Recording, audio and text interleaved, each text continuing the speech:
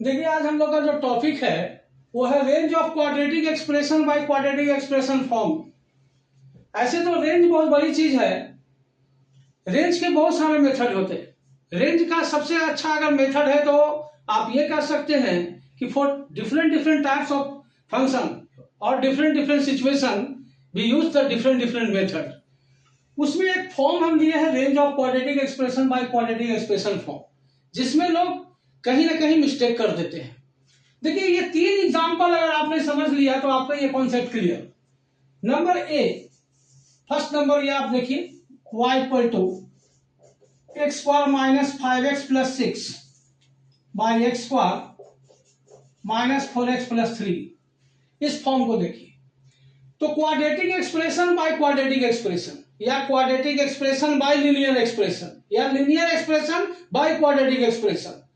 इसमें आपको सबसे पहले देखना है कि फैक्टर जो है ना, कॉमन फैक्टर बन रहा है या नहीं बन रहा है न्यूमरेटर और डिनोमिनेटर में। यहां बन रहा है। अगर इसको हम सिंप्लीफाई करते हैं तो इसको लिख सकते हैं x minus 2 into x minus 3 upon x minus 1 into x minus 3। ये बन गया।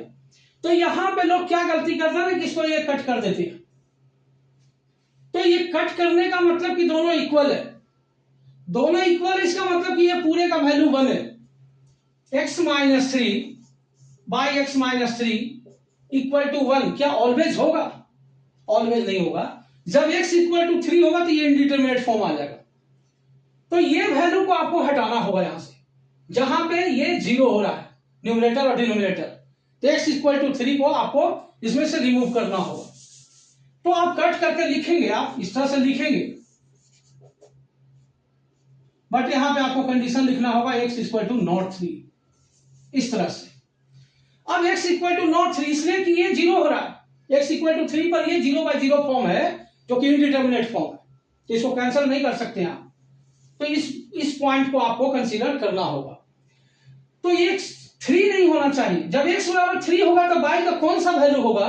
ये y का वैल्यू हम निकाल लेंगे, उसको हम रिमूव कर देंगे। यानी कि y3 का वैल्यू हमको यहां से निकालना होगा।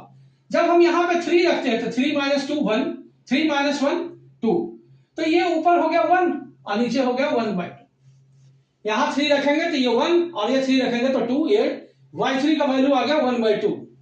अब यहां से जो ये फंक्शन बचा ये लीनियर बाय लीनियर फॉर्म है। तो ये लीनियर बाय लीनियर का फॉर्म तो सबको डेल जानता है, इसका रेंज निकालना। तो रेंज बराबर हम लिख देते हैं और रियल नंबर माइनस x का कोफिशिएंट जैसे है ये उसी फॉर्म में डिवीजन फॉर्म में लिख दिया था 1/1 यानी कि 1। बट ये भी वैल्यू आपको हटाना होगा। ये आपका निकल गया रेंज।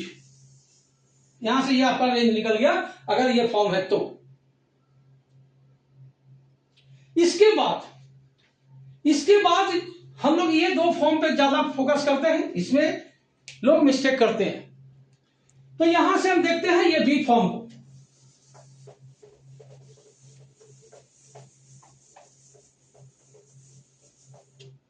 बी फॉर्म को अगर हम देखते हैं y equal to X square plus X plus 1 by X square minus X plus 1। यहां ये फैक्टर बनेगा नहीं। इसके डिस्क्रिमिनेंट जो है ना डी का वैल्यू लेस देन 0 है, फैक्टर बनाने का ट्राई भी नहीं करेंगे। तो ऐसे फॉर्म में हम क्या करते हैं? ऐसे फॉर्म का जो मेथड है वो क्या है? रेंज मतलब क्या होता है? Those values of y that means the function for which x that is domain is to be defined। मतलब y का वैसा वैल्यू जिसके लिए x डिफाइंड हो जाए, दैट इज रेंज। तो हम वैसा करने के लिए हम लोग क्या करते हैं? हम लोग इसको क्रॉस मल्टीप्लिकेशन करके x में क्वाड्रेटिक बनाएंगे, क्वाड्रेटिक का फॉर्म आएगा। तो अगर हम यहां देख रहे हैं एक्स स्क्वायर वाई, यहां से एक्स स्क्वायर, तो यहां से लिखेंगे Y X square minus X Y plus Y equal to X square plus X plus 1। यहां से आप एक्स स्क्वायर को एक साथ कर लेंगे club Y minus 1 into X square, और यहां से एक्स का टर्म यहां है, यहां एक्स का टर्म यहां है। तो अगर हम यहां से एक्स को कॉमन लेंगे तो यहां बचेगा Y minus 1 into X plus Y minus 1 equal to 0। ये आ गया। अब यहां से देखिए ये सबसे मार्केबल पॉइंट यहां पे यही बनता है कि एक्स स्क्वायर का कोफिशिएंट और एक्स का कोफिशिएंट अगर इसको 0 करने के बाद अगर y का सेम वैल्यू आता है, कॉमन वैल्यू आता है, तो आप आप इसके आगे आपको कुछ पॉइंट सोचना होगा, वो वैल्यू को आपको रिमूव करना होगा। ऐसे अगर हम रेंज की बात करते हैं तो रेंज का मेरा मेथड क्या है, y का वैल्यू जिसके लिए x डिफाइंड हो, और x क्या है यहाँ, x में क्वाड्रेटिक है यानी x इसका रूट्स है, यानी कि x रूट्स है, इसका मतलब रूट डिफाइंड होना चाहिए। डिफाइंड होने का मतलब रियल होना चाहिए, इसका मतलब इसका discriminant greater than equal to 0 होगा। Four x is to be defined d of 1 greater than equal to 0।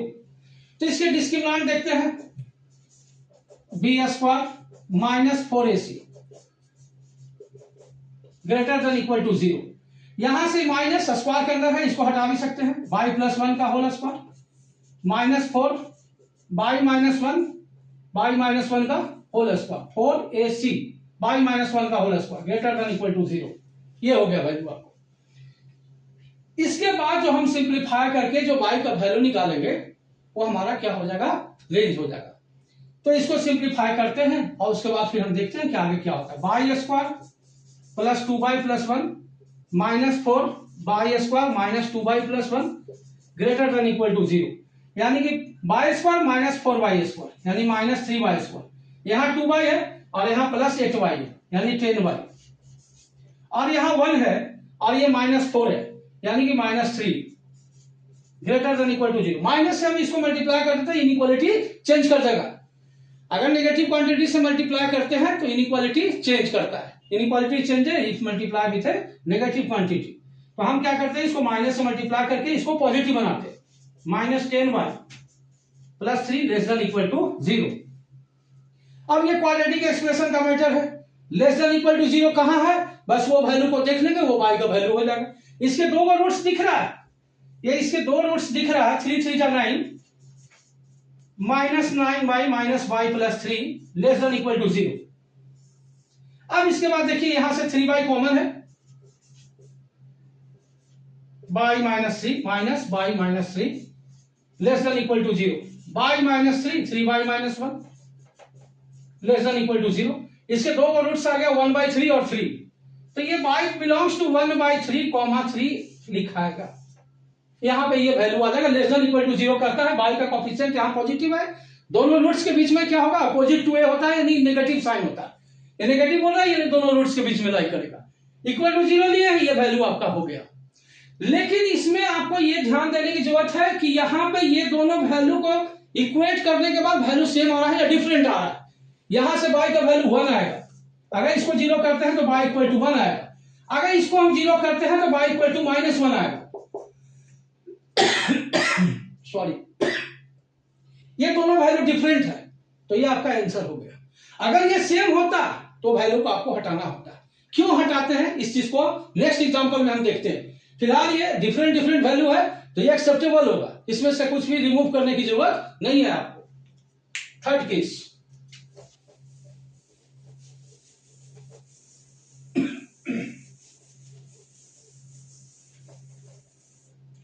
C point पे चलते हैं। y equal to X square plus X plus 2 by X square plus X plus 1, इससे तो factor बनेंगे नहीं, तो factor बन नहीं रहा है, तो मेरा जो मेथड है क्रॉस मल्टीप्लिकेशन पे जाएंगे।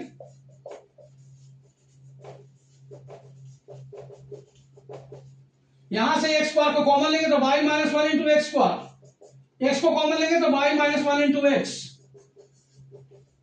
Equal to 0। ये क्वाड्रेटिक इक्वेशन बन गया। आप इसको देख सकते हैं कि यहां से y का वैल्यू 1 आ रहा है, यहां से भी y का वैल्यू 1 आ रहा है, ये सेम वैल्यू है, कॉमन वैल्यू है। तो थोड़ा सा लास्ट में आपको कंसीडर करना होगा, क्यों कंसीडर करना होगा ये मैं सब बताता हूं।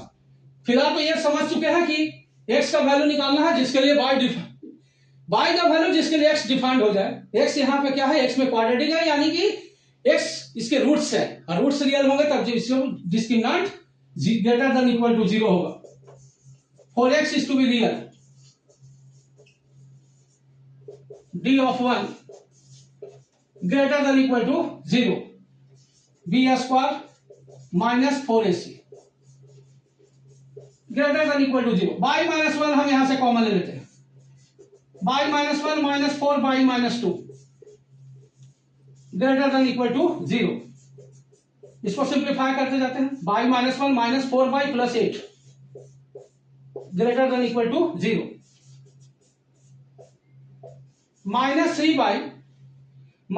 By plus 7 greater than equal to 0। अब यहां से अगर यहां से इस माइनस को हम कन्वर्ट करते हैं, माइनस को हटाते हैं तो लेस देन इक्वल टू 0 हो जाएगा, by minus 1 3 by minus 7 negative से मल्टीप्लाई किए माइनस 1 से। इसके दो वैल्यू दिख रहे हैं, एक वैल्यू आएगा 1 और एक वैल्यू आएगा 7/3। ऐसे बेबीकर मेथड से भी आप जा सकते हैं, लेकिन ये सब तो क्रिस्टल क्लियर होना चाहिए। एक है 7/3 और एक है 1, बाई बराबर 1 बाई बराबर 7/3, ये वैल्यू आ गया। Less than equal to 0 negative. यहां पे मैंने ये जो क्वाड्रेटिक एक्सप्रेशन बनाया है इसमें बाई स्क्वायर का कोफिशिएंट पॉजिटिव आ रहा है, 3 बाई स्क्वायर पॉजिटिव है तो बीच में नेगेटिव साइन होगा, और यहां पॉजिटिव यहां भी पॉजिटिव, तो यहां पे हमको नेगेटिव लेना है, यानी कि बीच का वैल्यू होगा बाई बिलोंग्स टू 1,7/3।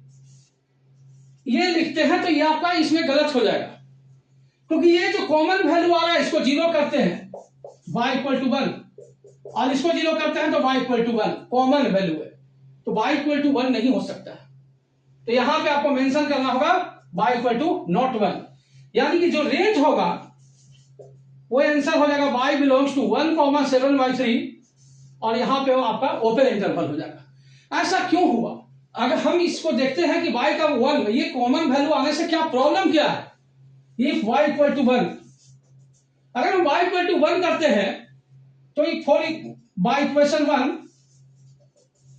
देखिए क्या सिचुएशन बनता है। y इक्वल टू 1 करेंगे ये 0 हो जाएगा, ये आपका 0 हो जाएगा, और ये आपका यहां पे y इक्वल टू 1 करेंगे तो ये हो जाएगा 1 माइनस 2 बराबर 0, यानी -1 बराबर 0 आ गया।